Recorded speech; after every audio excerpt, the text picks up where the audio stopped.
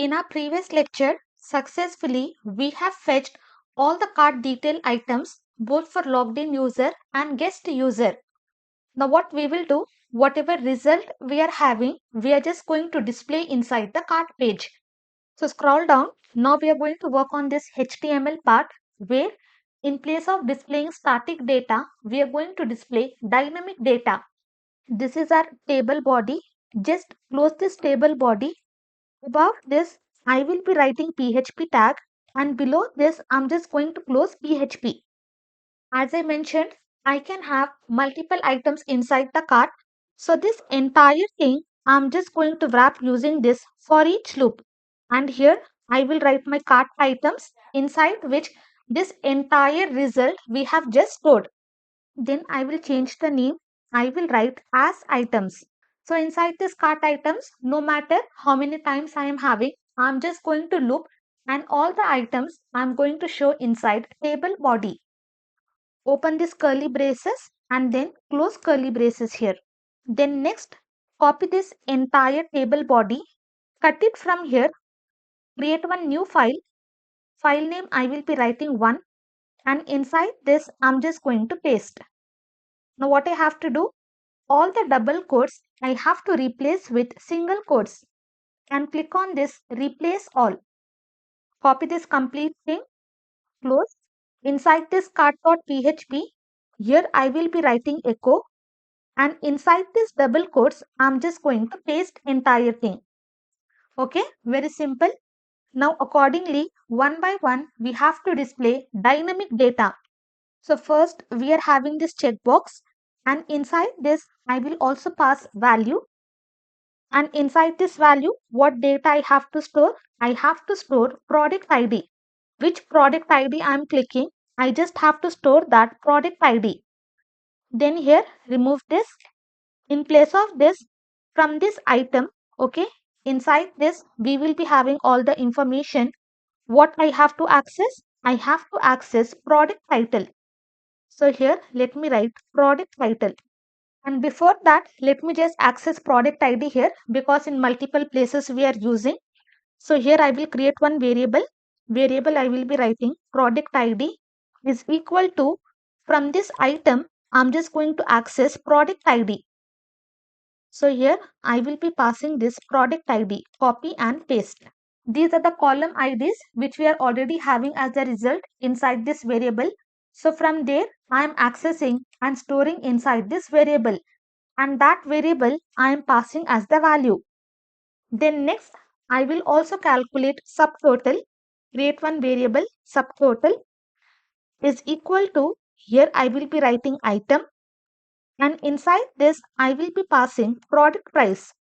So whatever product price I am having, I am just going to calculate that entire thing multiplied by product quantity. Okay, so I will be writing items. Here also this is items. Okay, instead let me write item. I am accessing single item each and every time I am accessing single item. So in that way I am going to write. So inside this what I have to pass? I have to pass quantity. First time when it is looping, first product information it is going to access. Second time when it is looping, second product information it is going to access. Whatever subtotal we are having, each and every time subtotal will be calculated.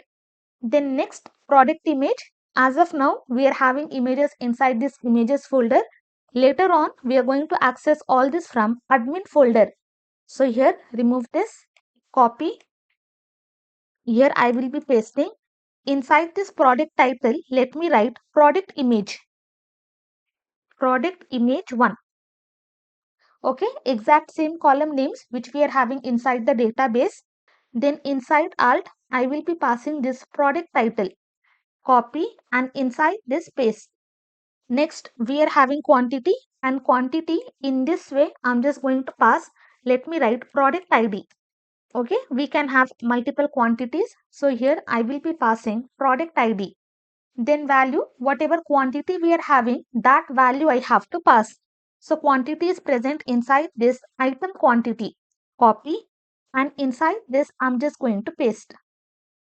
Okay, let me create value attribute. Inside this I'm just going to paste. and this entire thing wrapped using this curly braces. Then next we are having product price. Remove this. Okay, let the symbol be. Copy this. Here I will be pasting. Inside this I'm just going to write product price. Next, here in place of this I have to display subtotal. Subtotal we have already calculated. Copy this and here paste. Copy this symbol and here I will be pasting. And for update, we will check if the update button is clicked. Accordingly, we are going to update. Then inside this, later on, we are going to change entire thing. But still, we can do remove this hash. If we click on this delete button, we should be in the same file. Parameter, I will be writing delete item. And for this, I'm just going to assign product ID. Whichever product user is clicking, that product ID will be assigned to this parameter.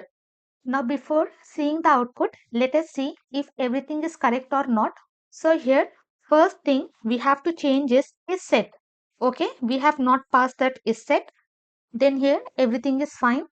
Next, while calculating total price, here I have passed rows. In place of that, I should be passing row. And then here, it's not and, it's star. Select star from. I think while typing, I have done lot of mistake, but it's fine. Unless and until we don't do mistake, we will not be able to learn. And while watching the video, if you have done the same mistake, just change here. I have shown you what all things we have to change. This particular thing is set. Then next, here I have passed rows. It has to be row. Then here I am passing star. Now come to project. Refresh one. Add this item to cart. Previously, I have added this item. So here I am having. Now I have added this item. So this is present. Again come back. Again I will add this item to cart. Product quantity updated inside the cart. Now here you can see quantity is 2. Then again come back. I will add this item. Product added to cart successfully. Now you can see this product is also added. Then accordingly for each and every item I am having the subtotal. Okay, quantity and price will be updated. Now we will be working on this total amount. Scroll down. Total amount. Remove this. Here I will be writing PHP. Close PHP. Inside this, what I have to do, I will be passing this total price. Now come here. Refresh once. Okay, total price is not displayed. Let me just come here. I have to do echo. And here also, I'm just changing it to row. Now come down. Come here, refresh once. Successfully, I am able to get the total price. If you just add all the three numbers, you will be having 975. Let us check. 199 plus 378 plus 398 is equal to, you can see all this total, all the subtotals will be calculated and that will be displayed as total amount. And how we are getting that? Because here while calculating total price, we have passed whatever product price we are having, we just have to multiply with total quantity. Whatever total final price we are having, we should keep on adding, and at the end what the total price we will have, that we are going to display. Now here we are displaying both the buttons, proceed to checkout and login to checkout.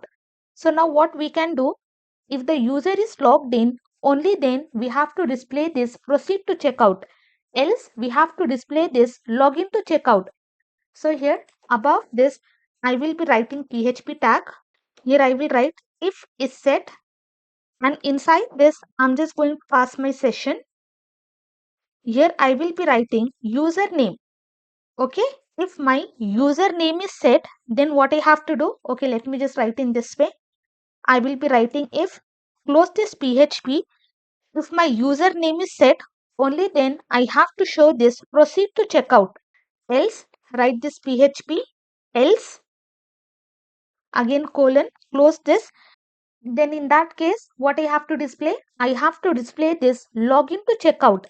And below this, I'm just going to end if. So PHP, here I will be writing end if. So if username is set, I should be having proceed to checkout. If username is not set, then I should be having login to checkout. Now you can see I am having both the buttons, proceed to checkout and login to checkout. Now username is not set, so which button has to be displayed? I should only have login to checkout. If I just refresh, you can see I will only have login to checkout. Now let me just come to database. Inside this card details, I am not having any data. Now I am going to log in. I will write here SEMA1234. Click on login. I am redirected to profile page. Come back, close this. Now come to card details. Refresh once. You can see still for SEMA we are not having any data. Now inside the cart also we are not having any information. Okay, later on we have to write more logic, but as of now I will be adding this item. Come here, refresh once. This item is added inside the cart and here you can see item is present. Now I will be adding this item. Come to cart. This item is present. Subtotal is present as well as total amount is present. Now SEMA is logged in. Now in place of login to checkout, I am having proceed to checkout. I hope everything is clear. Before closing this lecture, again let me tell you what all I have changed. Here I had not added is set, so you have to add that. Then scroll down. In place of row, I have passed rows. Okay, just change to row. And finally, here you have to pass star. At any point you are having the doubt, you can refer the source code and you can clear all your doubts, or you can ask your doubts in comment section.